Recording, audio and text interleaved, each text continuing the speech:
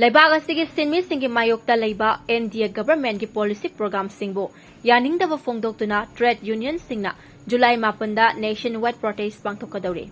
Protest ase Manipur da Leiba trade union organization singna nomagi sintha leptuna mapung fana saruk yagani haina CPI Manipur State Council gi luchingba L Sotin Kumar na Fondokre.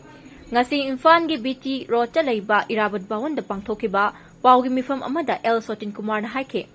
Center da paliba BJP na luchingba India government asina Sinmising bunamthanaba policy program kaya leppalet na paikhalakli. Government asina senjak paiba miyoi khujok khara penhalnaba public sector kaya privatize tawkhre masina Leiba asigi sinmi kaya noma gi lairabo hele aduga senjak paiba singna noma gi ina khunbo hele.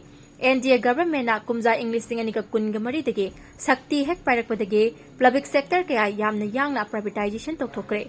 Leiba asigi bank sing airport sing amade atay marueba public sector kaya government asina private company sing da pithokre. Thawong asibu Yaningda Fondoktuna Leiba asida leiriba trade union body taraga mathoina lakliba July 8 nationwide general strike ase kaubani.